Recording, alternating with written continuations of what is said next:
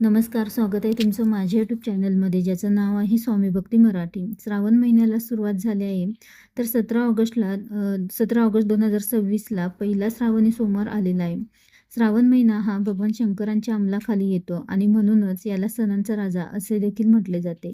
तर बघा, आपल्याला जन्म देण्याचं काम देवाने केले आहे, पालन करण्याचं काम भगवान विष्णूंच्या हातात आहे आणि आपल्याला मोक्ष मिळवून देण्याचं काम हे भगवान शंकरांचं आहे. आणि आपल्या आयुष्यातील अडचणी, दुःख, संकट, आपल्या मनातील खूप काही इच्छा असेल ज्या पूर्ण व्हायच्या आहे, तर त्यासाठीही तुम्ही श्रावण सोमवारी व्रत करू शकता. तर या श्रावण सोमवारी शिवामूठचंही व्रत केले जाते. तुम्हाला करायचं असेल तर ते देखील तुम्ही करू शकता. तुम्ही घरच्या घरी भगवान शंकरांची कोणती सेवा आणि पूजा कशी करावी, तर याबद्दलची संपूर्ण माहिती आपण या व्हिडिओमध्ये बघणार आहोत. तर व्हिडिओ स्किप न करता संपूर्ण बघा आणि जे कोणी नवीन असेल या चॅनलवरती तर सबस्क्राईब करा.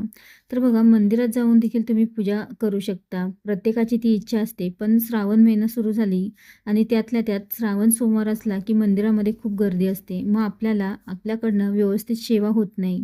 घाईघाईमध्ये सेवा होते. मग घरातच तुम्ही निवांत सेवा करू शकता, म्हणजे व्यवस्थित आपल्याकडनं सेवा होईल. आणि इच्छा असेल तर तुम्ही मंदिरामध्ये जाऊन 1 लोटा जल भगवान शंकरांच्या पिंडीवर अर्पण करू शकता. तुम्हाला रुद्राभिषेक करणं शक्य नसेल तर तुम्ही काही सेवा आहे तर त्या सेवा देखील करू शकता आणि जमलं तर नक्कीच रुद्राभिषेक करा.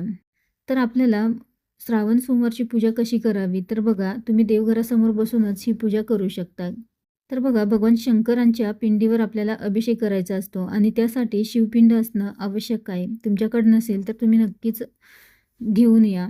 बऱ्याच ठिकाणी शिवामूठचं व्रत केलं जातं, जे 5 वर्षाचं आहे. तर काही ठिकाणी श्रावणी सोमवारच्या पहिल्या सोमवारी संकल्प करायचा असतो, की मी या श्रावण महिन्यामध्ये सोमवारचे तुमचे उपवास करणार आहे आणि सेवा करणार आहे. तुमच्या मनातील अडचणी ज्या काही असतील त्या सांगायच्या आहे आणि तुम्ही संकल्पयुक्त सेवा देखील करू शकता. म्हणजे ज्या काही इच्छा तुमच्या असतील, काही अडचणी असतील, त्या पूर्ण होण्यासाठी तुम्ही संकल्पयुक्त सेवा करू शकता. भगवान शंकरांच्या शिवपिंडीवर अभिषेक करण्यासाठी पंचामृताने तुम्ही अभिषेक करू शकता किंवा थंड पाण्याने अभिषेक करू शकता, कच्च्या दुधाने अभिषेक करू शकता. कच्चं दूध म्हणजे जे तापवलेले नसतं, तर ते दूध आपल्याला त्या दुधाने अभिषेक करायचा आहे.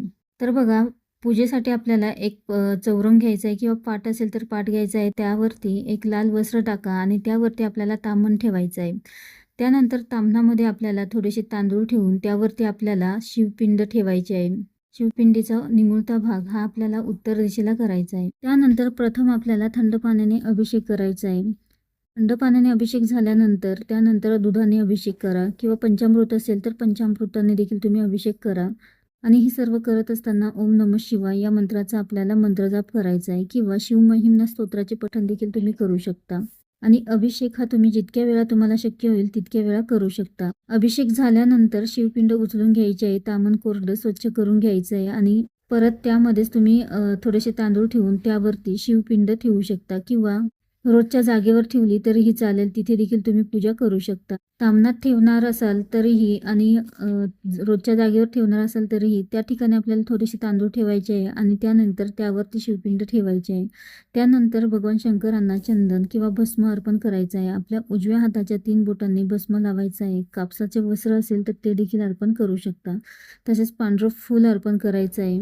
धोत्राचं फूल आणि फळ असेल तर ते देखील अर्पण करा. त्यानंतर बेलपत्र अर्पण करायचं आहे. बेलपत्र हे पालथं अर्पण करावे आणि अर्पण करण्याआधी आपल्याला स्वच्छ धुवून घ्यायचं आहे आणि जो देठाचा भाग आहे तर तो आपल्याला थोडासा तोडून घ्यायचा आहे आणि त्यानंतर तो आपल्याला पालथा अर्पण करायचा आहे.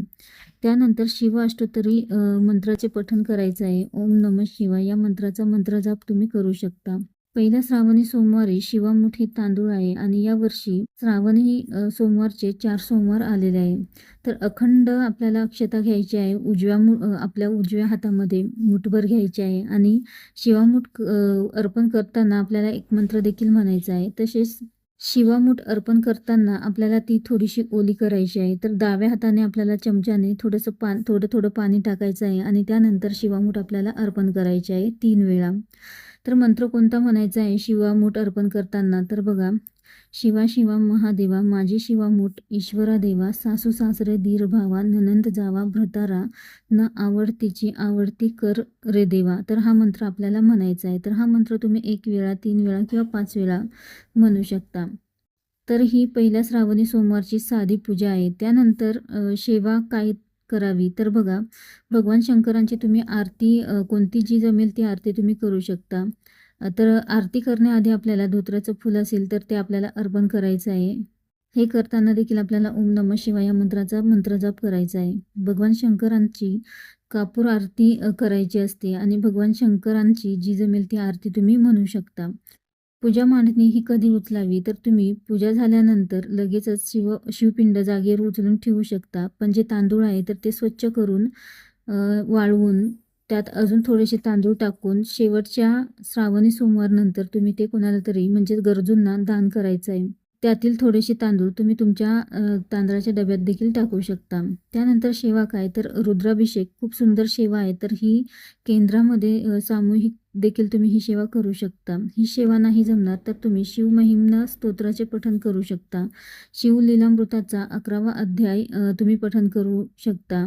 हा रुद्राध्याय म्हटला आहे. तर हा अध्याय पठण केल्याने रुद्र अध्ययनाचे फळ मिळते आणि आपल्याला ब्रह्मानंदाची प्राप्ती होत असते असे म्हटले जाते. शिवमहिम्ना स्तोत्र, शिवस्तुती, शिवलीलामृत, शिवचालिसा, अष्टोत्तरी मंत्र, भगवान शंकरांची अष्टोत्तरी नामावली, भगवान शंकरांची 108 नावं, जितक्या सेवा भगवान शंकरांच्या जमतील तेवढ्या तुम्ही सेवा करू शकता. त्यानंतर 1 माळ महामृत्युंजय मंत्राचं पठण करायचं आहे. तसेच ओम नमः शिवाय 1 माळ पठण करायचं आहे. भगवान शंकरांच्या सेवा करण्याचा सर्वोत्तम काळ हा प्रदोष काळ मानला जातो. पण तुम्हाला दिवसभरामध्ये जेव्हा जमेल तेव्हा देखील तुम्ही सेवा करू शकता. पण तुम्हाला जर प्रदोष काळामध्ये जमलं तर तुम्ही नक्कीच प्रदोष काळी या सेवा करा.